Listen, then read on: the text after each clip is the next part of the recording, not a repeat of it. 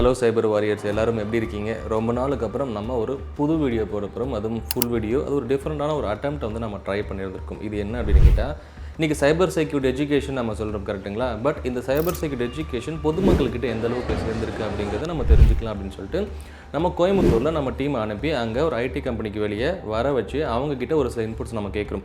For example, நீங்கள் passwords எல்லாமே எத்தனை நாளைக்கு ஒரு டைம் அப்டேட் பண்ணுறீங்க, நீங்கள் வந்து குழந்தைங்கிட்ட ஃபோன் கொடுக்கும்போது எப்படி கொடுக்குறீங்க, எந்த அளவுக்கு நீங்கள் சேஃப் அண்ட் செக்யூராக வச்சுருக்கீங்க, அதுக்கப்புறம் நீங்கள் ஏதாச்சும் ஒரு ரிமைண்டிங் அப்ளிகேஷன் வச்சிருக்கீங்களா? ஸோ இந்த மாதிரி ஏகப்பட்ட கொஸ்டின்ஸ். ஃபார் எக்ஸாம்பிள், ஆன்டிவைரஸ்லாம் நீங்கள் பண்ணுறீங்களாங்கிற மாதிரி நிறைய கொஸ்டின்ஸ் நம்ம கேட்டோம்.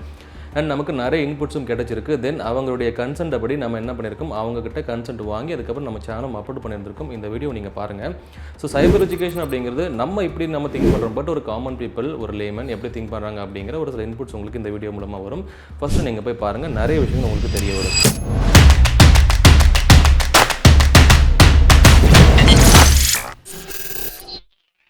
அண்ட் ஃபர்ஸ்ட் விஷயம் என்ன அப்படின்னா, நம்ம வந்து இப்போ சைபர் எஜுகேஷன் சொல்லிக்கிட்டு இருக்கோம். இந்த சைபர் வாய்ஸ் சேனலில் நிறைய வந்து ஒரு டெக்னாலஜியும் சரி, இல்லைனா வந்துட்டு ஒரு எஜுகேஷனும் சரி, ஒரு அவேர்னஸும் சரி, எப்படி நீங்கள் படிக்கலாம் அப்படிங்கிற இன்ஃபர்மேஷன்ஸ் எல்லாம் நீங்கள் நிறைய டெக்னிக்கலாக நம்ம பார்த்துருந்துருக்கோம்.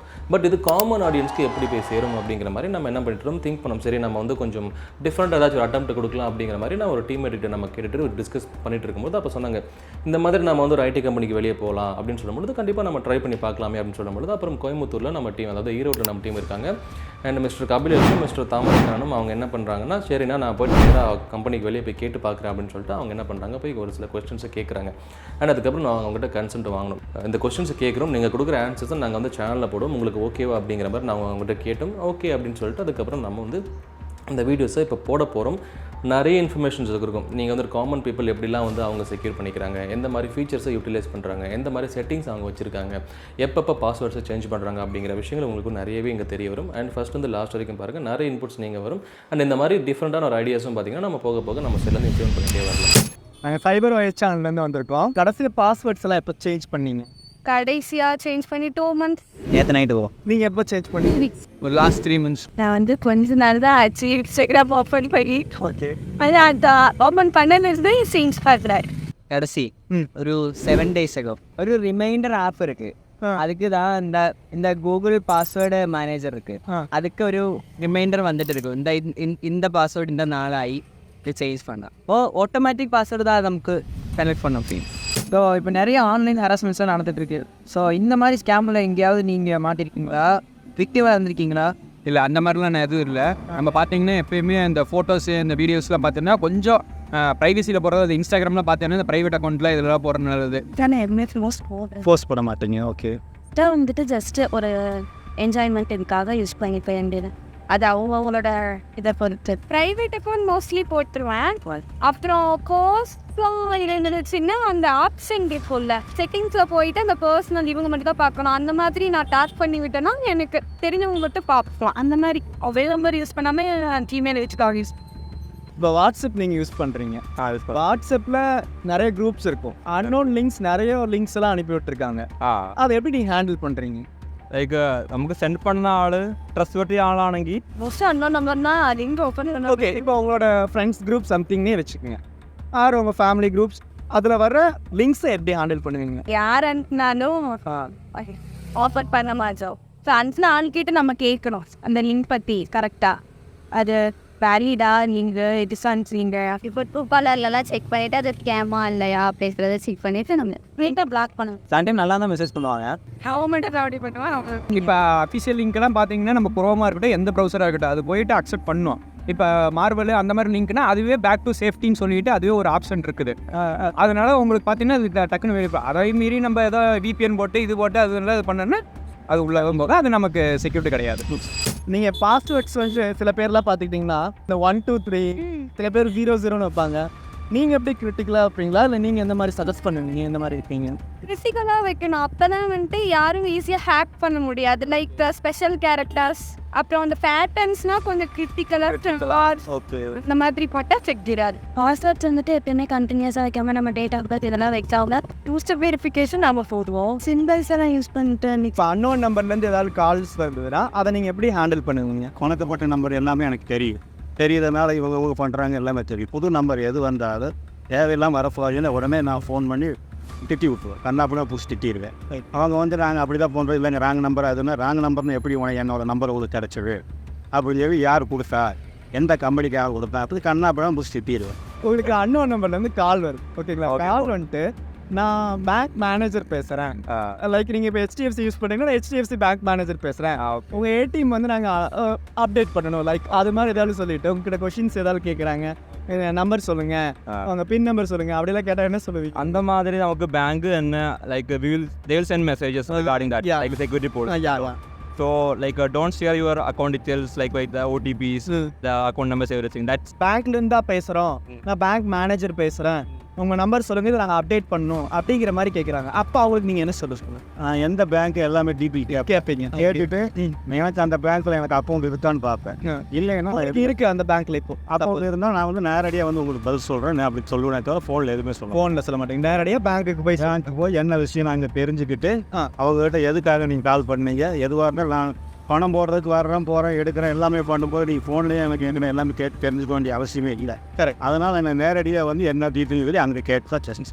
இப்போ உங்கள் வீட்டில் வந்து சின்ன பசங்க இருக்காங்கன்னு வச்சுக்கோங்க, அவங்க கையில் ஃபோன் நீங்கள் தர்றீங்க, என்ன மாதிரி ஒரு அவேர்னஸோட ஃபோனை கொடுப்பீங்க, என்ன மாதிரி செக்யூரிட்டி பர்பஸ் நீங்கள் பண்ணி? இப்போ நம்ம எல்லாமே பொதுவாக இந்த மாதிரி கான்ஃபிடென்ஷியலுங்க நம்மளோட வேண்டியான முக்கியமான எல்லா ஆப்ஸும் லாக் பண்ணி தான் கொடுப்பாங்க. ஈஸியாக அவங்களுக்கு ஆக்சஸ் பண்ண முடியாத மாதிரி ஃபோன் யூஸ் பண்ண இல்லையா நம்ம பக்கத்துல இருந்து பார்க்கணும்.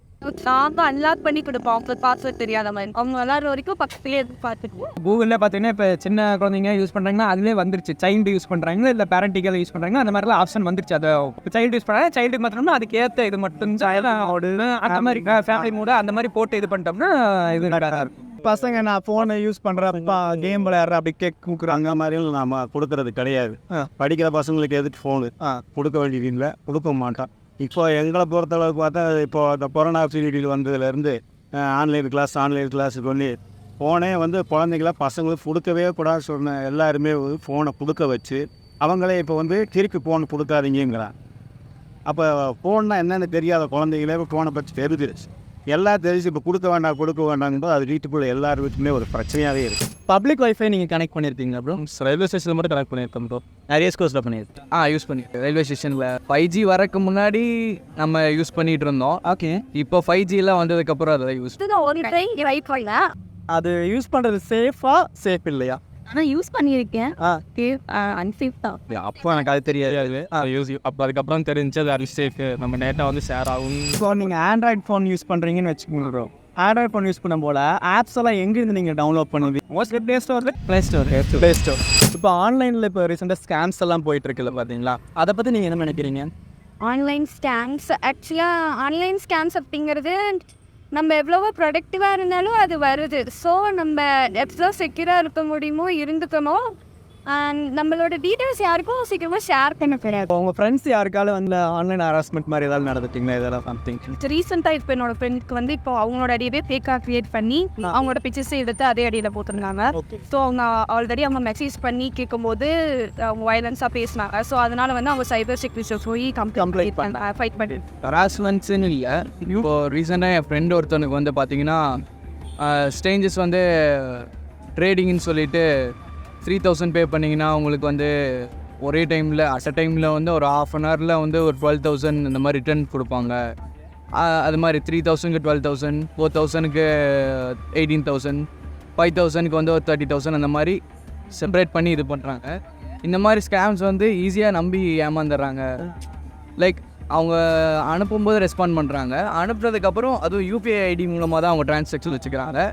அப்படி அனுப்புறதுக்கப்புறம் அவங்க வந்து ரெஸ்பாண்ட் பண்ணுவாங்கன்னு பார்த்தா அவங்க ரெஸ்பாண்ட் பண்ணுறதில்ல, அமௌண்ட்டையும் ஈஸியாக லூஸ் பண்ணிடுறாங்க. சின்ன ஒரு சினாரியோ, ஃப்ரெண்டோட ஃபோன் ஹேக் ஆகி தெரியாமல் வேற ஒருத்தவங்களுக்கு கால் போயிருக்கு. ஸோ அந்த டைமில் நீங்கள் உங்கள் ஃப்ரெண்டுக்கு என்ன மாதிரி ஹெல்ப் பண்ணுவீங்க, என்ன சஜஸ்ட் பண்ணுவீங்க? மோஸ்ட்லி பார்த்தீங்கன்னா அவன் அந்த அன்வான்ட் ஆப்ஸ் எல்லாம் இருக்கும் பார்த்தீங்களா, இந்த லீக் ஆச்சு இதெல்லாம் அன்வான்ட் ஆப்ஸ் மோஸ்ட்லி அன்இன்ஸ்டால் பண்ணிடுவாங்க. எதெல்லாம் பேக்ரவுண்டில் ரன் ஆகிட்டு இருக்குது இல்லை நமக்கே தெரியாமல் இது ஆகிட்டு இருக்கும். அதாவது இன்ஸ்டாலில் இருக்கும், ஆனால் நமக்கு அந்த இதில் தெரியாது.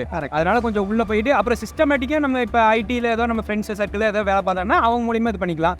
அப்புறம் அதுவும் இது பண்ண முடியல, நம்ம ஏதாவது சைபர் கிரைமில் போய் கேஸ் ஃபைல் பண்ணிக்கலாம். மெசேஜர் அப்ளிகேஷன் இருக்கலாம், நார்மல் மெசேஜ், அது சில மெசேஜெலாம் வரும்.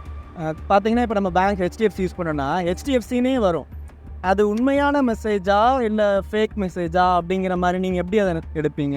நான் எப்படி நினைப்பேன், ஆக்சுவலாக ஒரு சில மெசேஜஸ்லாம் ஸ்பாம்னே வரும். அந்த மாதிரி இருந்துச்சுன்னா ஓகே, நம்ம ஸ்பாம் வராத பட்சத்தில் நம்மளுக்கு ரிலேட்டடாக இல்லாமல் வரும்.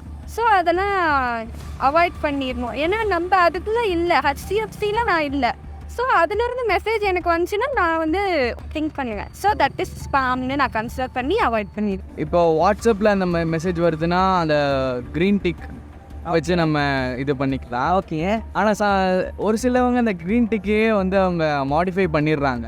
லைக் அவங்க ரேடியேஷன் அப்படி பண்ணும்போது நிறைய பேர் ஏமாறுறதுக்கு ஈஸியான வாய்ப்பு இருக்குது. பிசிஸ் யூஸ் பண்ணுறீங்க, லைக் லேப்டாப் யூஸ் பண்ணுறீங்க, பர்சனல் ஆப்லாம் இருக்கும்ல. ஸோ நீங்கள் அதில் ஆன்டிவைரஸ் யூஸ் பண்ணுறீங்களா? ஆமாம், விண்டோஸ் டிஃபெண்ட். இப்போ ஒரு சினாரியோவில் இப்போ உங்கள் ஃபோன் வந்து ஏதோ சம்திங் ஏதோ அன்ஆத்தரைஸ் லிங்க் தொட்டுட்டீங்க, இது ஹேக் ஆகிடுச்சுன்னே வச்சுக்கலாம். சஸ்பிஷன் ஏதோ நடந்துருச்சு. ஓகே. அப்போ நீங்கள் என்ன ஃபாலோ பண்ணுவீங்க? ஃபஸ்ட்டாக என்ன பண்ணுவீங்க ஸ்டெப்ஸ்? ஃபஸ்ட்டாக இந்த மாதிரி എന്തായാലും ஆயிடுனா നമ്മുടെ ഫോണിൽ ഒരു ഫൈൻഡ് മൈ ഡിവൈസ് ആപ്പ് இருக்குது. அந்த ആപ്പ് എപ്പോഴും ആക്റ്റീവ് தான் இருக்குது. അപ്പോൾ നമുക്ക് നമ്മുടെ ലാപ്പിലോ അല്ലെങ്കിൽ വേറെ ഏതോ ഫോണിൽ പോയി നമ്മുടെ ഫോൺ ഇറേസ് பண்ண முடியும். இரேஸோ லோக்கோ என்ன வேணாலும் பண்ண முடியும். இப்போ அந்த மாதிரி நம்ம இரேஸ் பண்ணியா அதில் உள்ள டேட்டா எல்லாம் கிளியர் ஆகிடும். அண்ட் இப்போ நீங்கள் இந்த வீடியோ கடைசியாக பார்த்துருந்துருப்பீங்க. ஸோ இந்த நிறைய இன்புட்ஸ் உங்களுக்கு கிடச்சிருந்திருக்கும். ஸோ வந்து பாஸ்வேர்ட்ஸை வந்து எப்படி எந்த மாதிரி டைமில் அவங்க யூட்டிலைஸ் பண்ணி அப்டேட் பண்ணுறாங்க அப்படிங்கிற மாதிரி விஷயங்கள், அப்புறம் ரிமைண்டர் அப்ளிகேஷன் நான் போடுறேன் அப்படிங்கிற மாதிரி விஷயங்கள், அதுக்கப்புறம் ஃபிஷிங் இமெயில்ஸ்லாம் ஏதாச்சும் ஒரு லிங்க் வந்துச்சுன்னா நான் கிளிக் பண்ண மாட்டேன் அப்படிங்கிற விஷயங்கள், மோட் ஏபிகேஸை பற்றின ஒரு சில விஷயங்கள், அதுக்கப்புறம் வந்துட்டு நிறைய ஸ்கேம்ஸ்லாம் வருது, நான் வந்து அதை எடுக்கக்கூட மாட்டேன் அப்படிங்கிற விஷயங்கள். அதுக்கப்புறம் ஒருத்தர் சொல்லியிருந்தார், இந்த மாதிரி ஃபோன் வந்து நான் குழந்தைங்களுக்கு கொடுக்கவே மோஸ்ட்லி சஜஸ்ட் பண்ண மாட்டேன். பட் இந்த கோவிட் டைமில் நான் ஆன்லைன் கிளாஸ்க்காக ஃபோனை கொடுத்தேன். பட் இப்போ ஃபோன் வந்து தெரியாத குழந்தைங்களுக்கு ஃபோன் அப்படின்னா என்னென்னு தெரிஞ்சிருச்சு. இப்போ வந்து கொடுக்க வேண்டாம்னு சொல்கிறாங்க. பட் நம்ம என்ன பண்ணுறது அப்படிங்கிற மாதிரி நிறைய விஷயங்கள் நமக்கு தெரிய வந்துச்சு. இந்த மாதிரி உங்கள் சைடில் இப்படி நீங்கள் வந்து கொஞ்சம் நிறைய ஜென்ரல் ஆடியன்ஸ் நம்ம கவர் பண்ணலாம், இந்த மாதிரி இன்புட்ஸும் நீங்கள் போய் கேளுங்கண்ணே அப்படிங்கிற மாதிரி நீங்கள் சொன்னீங்க அப்படின்னா மறக்காமல் கமெண்ட் செக்ஷன்லையும் மென்ஷன் பண்ணுங்கள். அண்ட் கண்டிப்பாக நம்ம இந்த மாதிரி ஒரு ஜென்ரல் ஆடியன்ஸுமே கவர் பண்ணி அவங்க இன்புட்ஸுமே கொஞ்சம் நம்ம வாங்கி அதுக்கப்புறம் எப்படி அவங்க ஃபீல் பண்ணுறாங்க அப்படிங்கிற விஷயங்களும் பார்த்தீங்கன்னா நம்ம சேனலில் போகலாம். இந்த மாதிரி நிறைய cyber security and cyber education விஷயங்கள் தெரிஞ்சுக்க மறக்காம சைபர் வாட்ச் சேனலை சப்ஸ்கிரைப் பண்ணிக்கோங்க.